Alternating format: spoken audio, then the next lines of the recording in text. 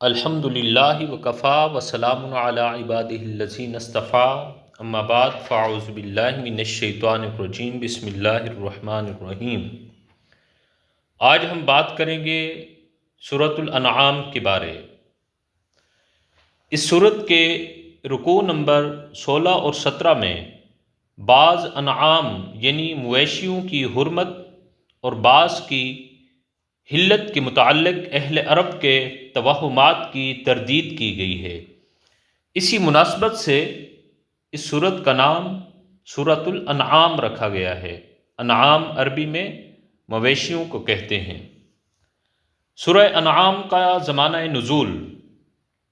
سیدنا عبداللہ بن عباس رضی اللہ تعالی عنہ کی روایت ہے کہ یہ پوری سورت مکہ میں بیک وقت نازل ہوئی تھی۔ سیدنا معاذ بن جبل رضی اللہ تعالی عنہ کی چچا زاد بہن اسماء بنت یزید کہتی ہیں کہ جب یہ سورت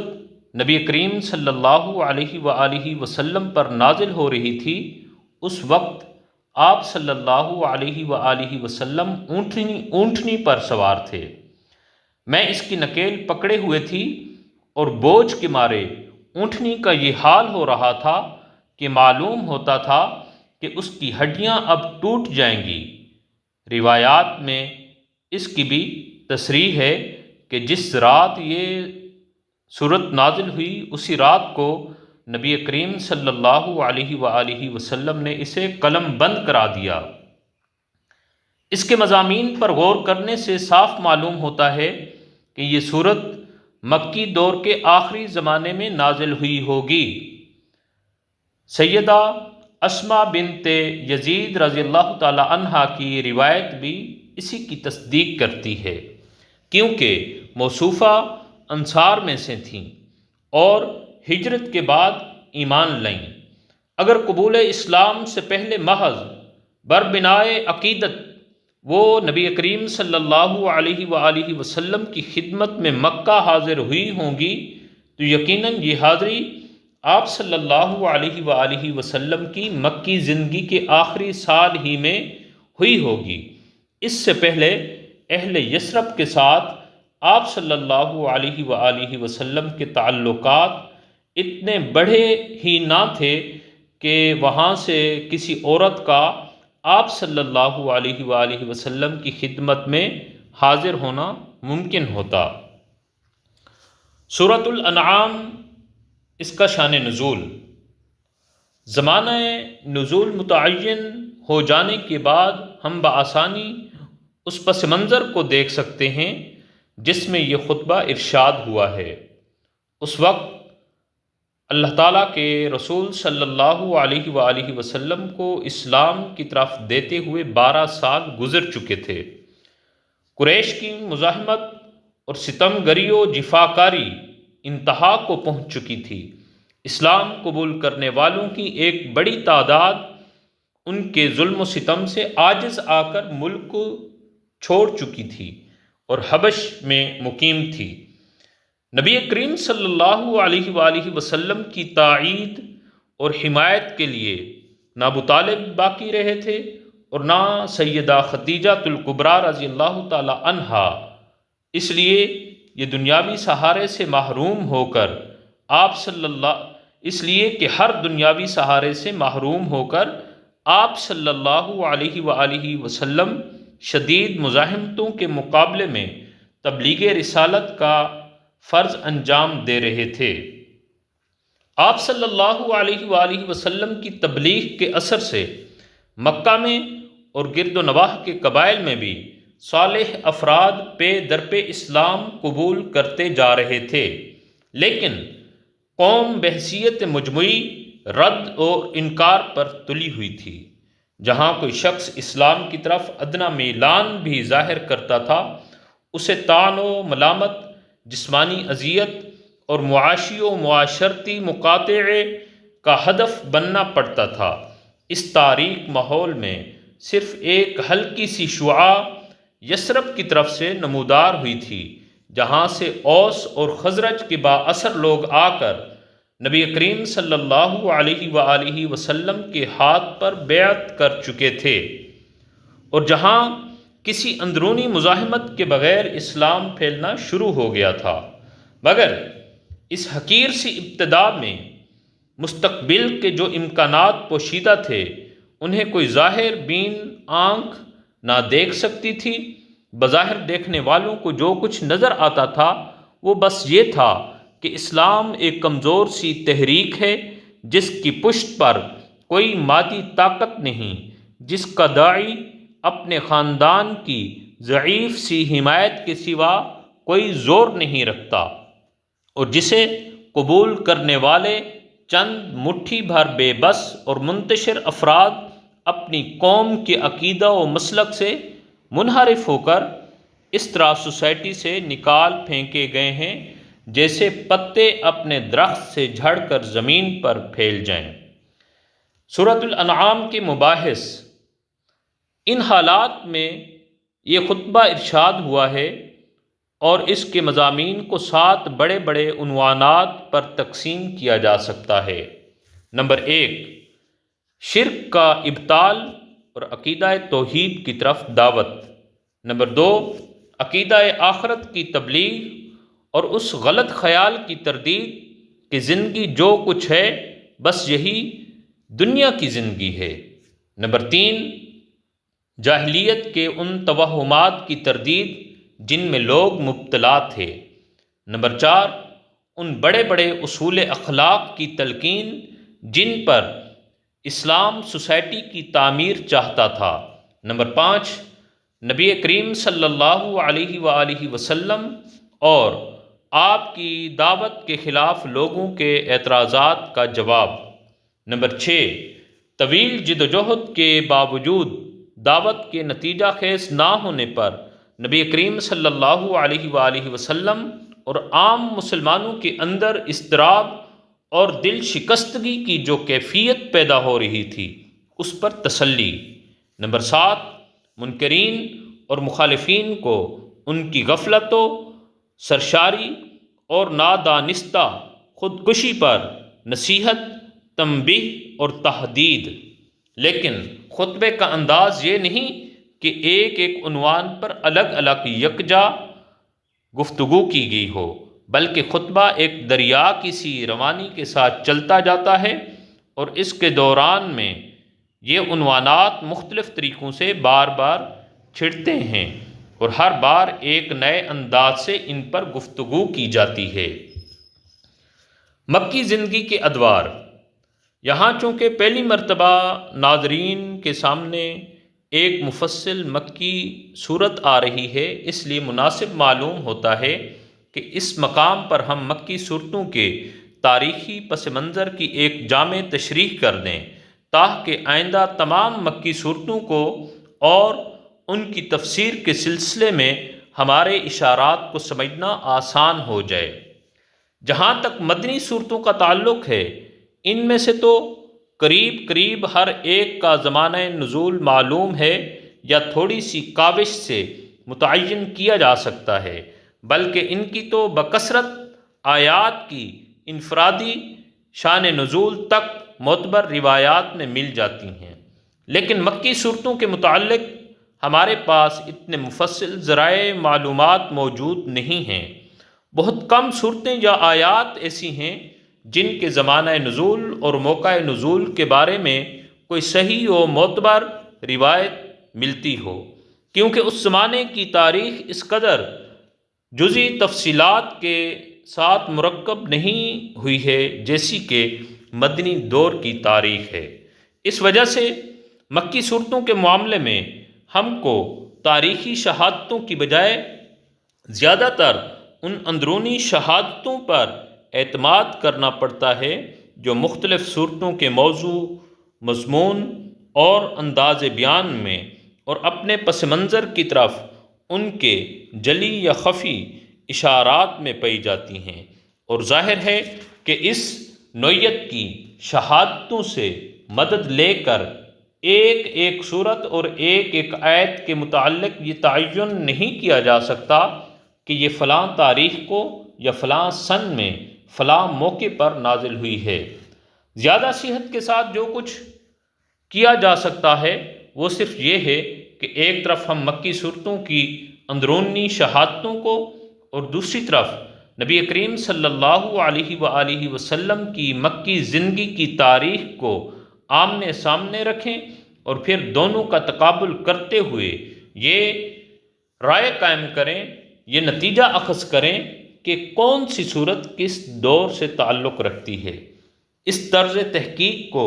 ذہن میں رکھ کر جب ہم نبی کریم صلی اللہ علیہ وآلہ وسلم کی مکی زندگی پر نگاہ ڈالتے ہیں تو وہ اسلام کی دعوت کے نقطہ نظر سے ہم کو 4 بڑے بڑے نمایاں ادوار پر منقسم نظر آتی ہے۔ پہلا دور آغاز بعثت سے لے کر اعلان نبوت تک تقریباً 3 سال، جس میں دعوت خفیہ طریقے سے خاص آدمیوں کو دی جا رہی تھی اور عام اہل مکہ کو اس کا علم نہ تھا۔ دوسرا دور اعلان نبوت سے لے کر ظلم و ستم اور فتنے کے آغاز تک تقریباً 2 سال، جس میں پہلے مخالفت شروع ہوئی، پھر اس نے مزاحمت کی شکل اختیار کی، پھر تضحیک، استہزاء، الزامات، سب و شتم، جھوٹے پروپیگنڈے اور مخالفانہ جتھا بندی تک نوبت پہنچی، اور بالآخر ان مسلمانوں پر زیادتیاں شروع ہو گئیں جو نسبتاً زیادہ غریب، کمزور اور بے یار و مددگار تھے۔ تیسرا دور آغاز فتنہ، یعنی 5 نبوی سے لے کر ابو طالب اور سیدہ خدیجہ الکبریٰ رضی اللہ تعالی عنہا کی وفات، یعنی 10 نبوی تک تقریباً 5-6 سال۔ اس میں مخالفت انتہائی شدت اختیار کرتی چلی گئی۔ بہت سے مسلمان کفار مکہ کے ظلم و ستم سے تنگ آ کر حبشہ کی طرف ہجرت کر گئے۔ نبی کریم صلی اللہ علیہ وآلہ وسلم اور آپ کے خاندان اور باقی ماندہ مسلمانوں کا معاشی و معاشرتی مقاطعہ کیا گیا اور آپ صلی اللہ علیہ وآلہ وسلم اپنے حامیوں اور ساتھیوں سمیت شیب ابی طالب میں محصور کر دیے گئے۔ چوتھا دور 10 نبوی سے لے کر 13 نبوی تک تقریباً 3 سال۔ یہ نبی کریم صلی اللہ علیہ وآلہ وسلم اور آپ کے ساتھیوں کے لیے انتہائی سختی اور مصیبت کا زمانہ تھا۔ مکہ میں آپ صلی اللہ علیہ وآلہ وسلم کے لیے زندگی دوبھر کر دی گئی تھی۔ طائف گئے تو وہاں بھی پناہ نہ ملی۔ حج کے موقع پر عرب کے ایک قبیلے سے آپ صلی اللہ علیہ وآلہ وسلم اپیل کرتے رہے کہ وہ آپ صلی اللہ علیہ وآلہ وسلم کی دعوت قبول کریں اور آپ کا ساتھ دیں، مگر ہر طرف سے کوڑا جواب ہی ملتا رہا، اور ادھر اہل مکہ بار بار یہ مشورے کرتے رہے کہ نعوذ باللہ آپ صلی اللہ علیہ وآلہ وسلم کو قتل کر دیں یا قید کر دیں یا اپنی بستی سے نکال دیں۔ آخر کار اللہ تعالیٰ کے فضل سے انصار کے دل اسلام کے لیے کھل گئے اور ان کی دعوت پر آپ صلی اللہ علیہ وآلہ وسلم نے مدینہ کی طرف ہجرت فرمائی۔ ان میں سے ہر دور میں قرآن مجید کی جو صورتیں نازل ہوئی ہیں وہ اپنے مضامین اور انداز بیان میں دوسرے دور کی صورتوں سے مختلف ہیں۔ ان میں بکثرت مقامات پر ایسے اشارات بھی پائے جاتے ہیں جن سے پس منظر کے حالات اور واقعات پر صاف روشنی پڑتی ہے۔ ہر دور کی خصوصیات کا اثر اس دور کے نازل شدہ کلام میں بہت بڑی حد تک نمایاں نظر آتا ہے۔ انہی علامات پر اعتماد کر کے ہم آئندہ ہر مکی صورت کے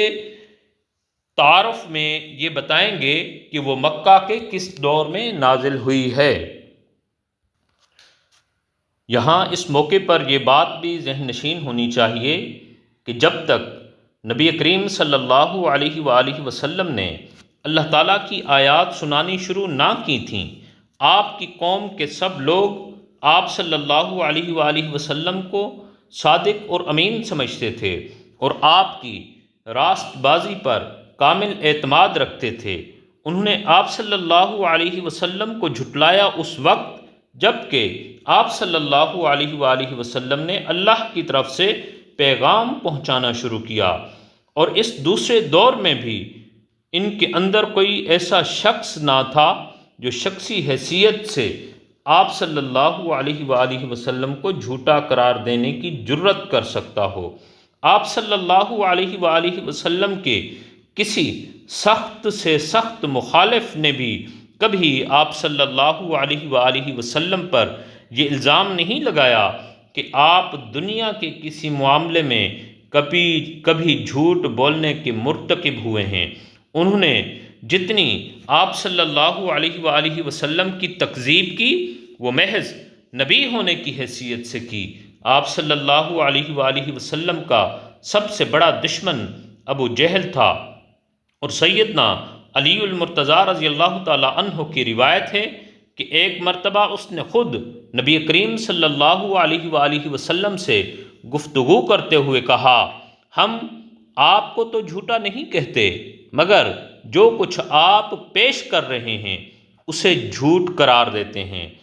غزوہ بدر کے موقع پر اخنس بن شریک نے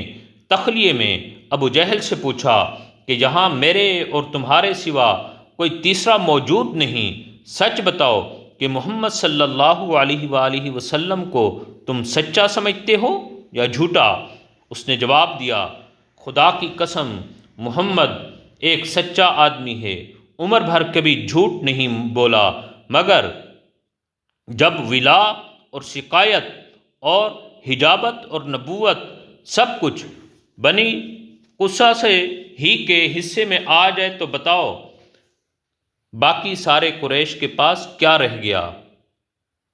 اس بنا پر یہاں اللہ تعالیٰ اپنے نبی صلی اللہ علیہ وآلہ وسلم کو تسلی دے رہے ہیں کہ تکذیب دراصل تمہاری نہیں بلکہ ہماری کی جا رہی ہے، اور جب ہم تحمل اور بردباری کے ساتھ اسے برداشت کیے جا رہے ہیں اور ڈھیل پر ڈھیل دیے جا رہے ہیں تو تم کیوں مضطرب ہو؟ یہاں یہ بات بھی سمجھنا لازم ہے کہ اللہ تعالیٰ نے حق اور باطل کی کشمکش کے لیے جو قانون بنا دیا ہے اسے تبدیل کرنا کسی کے بس میں نہیں ہے۔ حق پرستوں کے لیے ناگزیر ہے کہ وہ ایک طویل مدت تک آزمائشوں کی بھٹی میں تپائے جائیں، اپنے صبر کا، اپنی راست بازی کا، اپنے ایثار اور اپنی فداکاری کا، اپنے ایمان کی پختگی اور اپنے توکل علی اللہ کا امتحان دیں، مصائب اور مشکلات کے دور سے گزر کر اپنے اندر وہ صفات پرورش کریں جو صرف اسی دشوار گزار گھاٹی میں پرورش پا سکتی ہیں، اور ابتداءً خالص اخلاق فاضلہ اور سیرت صالحہ کے ہتھیار سے جاہلیت پر فتح حاصل کر کے دکھائیں۔ اس طرح جب وہ اپنا اصلح ہونا ثابت کر دیں گے، صالح ہونا ثابت کر دیں گے، تب اللہ تعالیٰ کی نصرت ٹھیک اپنے وقت پر ان کی دستگیری کے لیے آ پہنچے گی، وقت سے پہلے وہ کسی کے لائے نہیں آ سکتی۔ نبی کریم صلی اللہ علیہ وآلہ وسلم جب دیکھتے تھے کہ اس قوم کو سمجھاتے سمجھاتے مدتیں گزر گئی ہیں اور کسی طرح یہ راستی پر نہیں آتی، تو بسا اوقات آپ صلی اللہ علیہ وآلہ وسلم کے دل میں یہ خواہش پیدا ہوتی تھی کہ کاش کوئی نشانی اللہ تعالیٰ کی طرف سے ایسی ظاہر ہو جس سے ان لوگوں کا کفر ٹوٹے اور یہ میری صداقت کو تسلیم کر لیں۔ آپ صلی اللہ علیہ وآلہ وسلم کی اسی خواہش کا جواب اللہ رب العالمین نے اس صورت میں بھی دے دیا۔ مطلب یہ کہ بے صبری سے کام نہ لو، جس ڈھنگ اور جس ترتیب اور تدریج سے ہم اس کام کو چلوا رہے ہیں اسی پر صبر کے ساتھ چلے جاؤ۔ معجزوں سے کام لینا ہوتا تو کیا ہم خود نہ لے سکتے تھے؟ مگر ہم جانتے ہیں کہ جس فکری اور اخلاقی انقلاب اور جس مدنیت صالحہ کی تعمیر کے کام پر آپ مامور کیے گئے ہیں اسی کامیابی کی منزل تک پہنچانے کا صحیح راستہ یہ نہیں ہے۔ تاہم اگر لوگوں کے موجودہ جمود اور ان کے انکار کی سختی پر آپ سے صبر نہیں ہوتا اور آپ کو گمان ہے کہ اس جمود کو توڑنے کے لیے کسی محسوس نشانی کا مشاہدہ کرانا ہی ضروری ہے تو خود زور لگاؤ، اور تمہارا کچھ بس چلتا ہو تو زمین میں گھس کر یا آسمان پر چڑھ کر کوئی ایسا معجزہ لانے کی کوشش کرو جسے آپ سمجھو کہ یہ بے یقینی کو یقین میں تبدیل کر دینے کے لیے کافی ہوگا، مگر ہم سے امید نہ رکھو کہ ہم تمہاری یہ خواہش پوری کریں گے، کیونکہ ہماری سکیم میں اس تدبیر کے لیے کوئی جگہ نہیں ہے۔ یعنی اگر صرف بات یہی مطلوب ہوتی کہ تمام انسان کسی نہ کسی طور پر راست رو بن جائیں تو نبی بھیجنے اور کتابیں نازل کرنے اور مومنوں سے کفار کے مقابلے میں جد و جہد کرانے اور دعوت حق کو تدریجی تحریک کی منزلوں سے گزروانے کی حاجت ہی کیا تھی؟ یہ کام تو اللہ تعالیٰ ایک ہی تخلیقی اشارے سے انجام پا سکتا تھا، یہ کام تو اللہ تعالیٰ کے ایک ہی تخلیقی اشارے سے انجام پا سکتا تھا، لیکن اللہ تعالیٰ اس کام کو اس طریقے پر کرنا نہیں چاہتا۔ اس کا منشا تو یہ ہے کہ حق کو دلائل کے ساتھ لوگوں کے سامنے پیش کیا جائے، پھر ان میں سے جو لوگ فکر صحیح سے کام لے کر حق کو پہچان لیں وہ اپنے آزادانہ اختیار سے اس پر ایمان لیں، اپنی سیرتوں کو اس کے سانچے میں ڈھال کر باطل پرستوں کے مقابلے میں اپنا اخلاقی تفوق ثابت کریں، انسانوں کے مجموعے میں سے صالح عناصر کو اپنے طاقتور استدلال، اپنے بلند نصب العین، اپنے بہتر اصول زندگی اور اپنی پاکیزہ سیرت کی کشش سے اپنی طرف کھینچتے چلے جائیں، اور باطل کے خلاف پہم جدوجہد کر کے فطری ارتقاء کی راہ سے اقامت دین حق کی منزل تک پہنچیں۔ اللہ تعالیٰ اس کام میں ان کی رہنمائی کرے گا، اور جس مرحلے پر جیسی مدد اللہ تعالیٰ سے پانے کا وہ اپنے آپ کو مستحق بنائیں گے وہ مدد بھی انہیں دیتا چلا جائے گا۔ لیکن اگر کوئی یہ چاہے کہ اس فطری راستے کو چھوڑ کر اللہ تعالیٰ محض اپنی قدرت قاہرہ کے زور سے افکار فاسدہ کو مٹا کر لوگوں میں فکر صالح پھیلا دے اور تمدن فاسد کو نیست و نابود کر کے مدنیت صالحہ تعمیر کر دے تو ایسا ہرگز نہ ہوگا، کیونکہ یہ اللہ تعالیٰ کی اس حکمت کے خلاف ہے جس کے تحت اس نے انسان کو دنیا میں